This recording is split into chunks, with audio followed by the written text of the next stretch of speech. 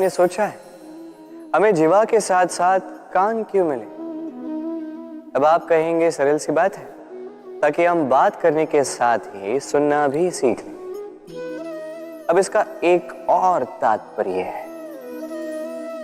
पहले मुझे बताइए, स्वयं की प्रशंसा सुनना किस किस को अच्छा लगता है? सभी को अच्छा लगता है। अब यही है सार। यदि इन कानों से आप स्वयं की प्रशंसा सुनना चाहते हैं तो सर्वप्रथम इस जीवा से दूसरों की प्रशंसा करना सीखें। अब प्रशंसा के विषय में एक अत्यंत महत्वपूर्ण बात आपको बता देता हूं। कभी किसी की प्रशंसा यदि आप करते हैं तो सर्वप्रथम उस व्यक्ति का उत्साह बढ़ जाता है। तत्पश्चात स्वयं यदि झांक कर देखें तो इस मन में भी संतोष और प्रसन्नता आ जाती है।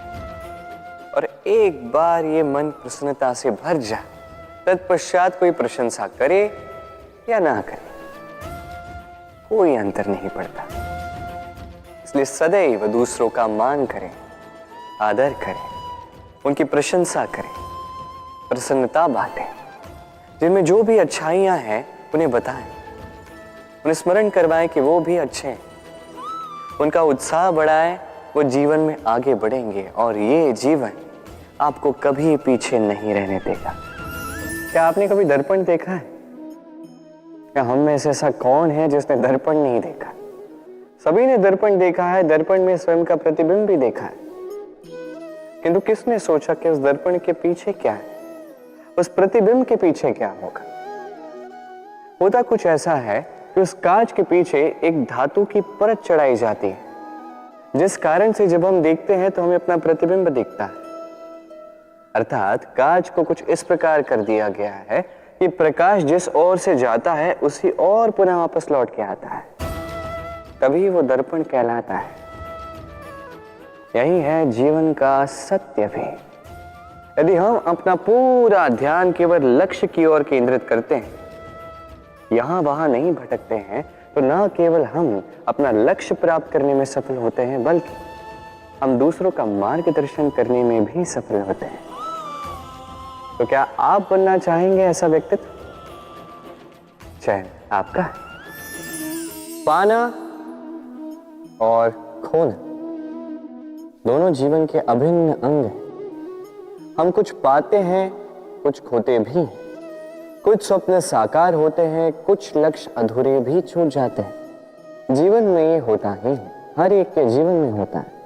किंतु जब भी हम किसी से मिलते हैं, हम कौन सी बातें करते हैं? हम उसी की बात करते हैं जो हमने खोया है। स्वयं भी दुखी होते हैं, सामने वाले के मन को भी दुखी कर जाते हैं। इससे कुछ विपरीत करने का प्रयास कीजिए, सकारात्मक बनने का प्रयास कीजिए। ध्यान उसी पर दीजिए, स्मरण केवल उसे ही कीजिए, महत्व उसी को दीजिए जो आपके पास है। जो आपके पास नहीं, उसकी आस में त्रास क्यों सहना? उसी की गिनती कीजिए जो आपके पास आज यहां वर्तमान में है। जैसे मैं कंस मामा की गिनती नहीं करता जिन्होंने मेरा बालपन झंझोड़ा।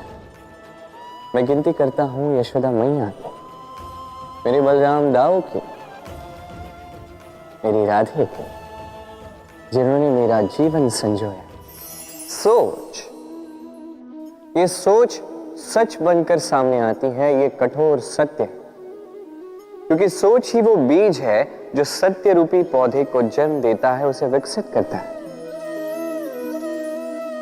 अब सोचिए, यदि ये बीज ये अकड़े का हुआ तो ये छाया नहीं, ये केवल कांटे देगा। वही यदि ये बीज बरगद का होगा तो वो एक ऐसे वृक्ष में विकसित होगा जो अनेक वर्षों तक अनेक पीढ़ियों को छाया देगा, पंछियों को घर देगा। उसी प्रकार ये सोच, यदि ये सोच छोटी सोच हुई तो आपको शंकाएं ही देगी। यदि ये सोच बड़ी हुई तो आपको समाधान देगी। तो सोच समझकर अपनी ये सोच चुनिए। ये सोच आपको शंका भी दे सकती है, समाधान भी दे सकती है। क्या चुनेंगे आप, शंका या समाधान? छोटी सोच या बड़ी सोच? चयन आपका है। जीवन और मृत्यु दोनों जीवन के दो अटल सत्य। जिसने जन्म लिया है उसे मृत्यु प्राप्त होनी है, यही नियति। अब एक बात है, मृत्यु सभी को आती है, जीवन जीना सबको नहीं है। समस्त जीवन व्यतीत कर जाते हैं किंतु जीवन जी नहीं पाते, समझ ही नहीं पाते करना क्या है।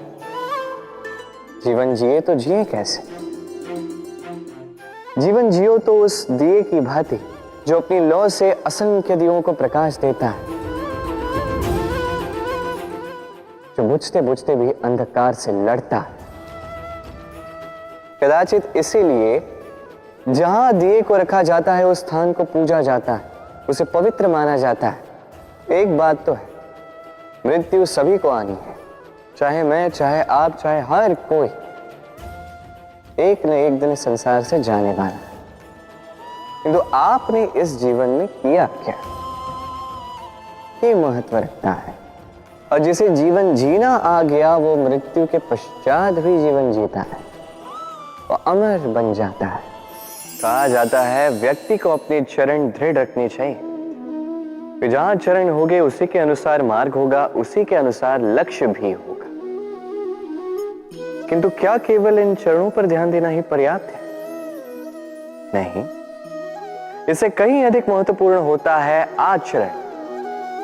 जैसा आपका आचरण होगा उसी दिशा में आपके चरण होंगे। यदि आपका आचरण उचित हुआ, श्रेष्ठ हुआ, तो देखिए आप पर्वत के शिखर पर भी पहुंच सकते हैं। किंतु यदि ये उचित ना हुआ तो आप उसी शिखर से नीचे धरा पर भी गिर सकते हैं। हाँ, गति के लिए चरणों पर ध्यान देना अति आवश्यक है, किंतु प्रगति के लिए आचरण ही अति आवश्यक है, उसके बिना नहीं होगा।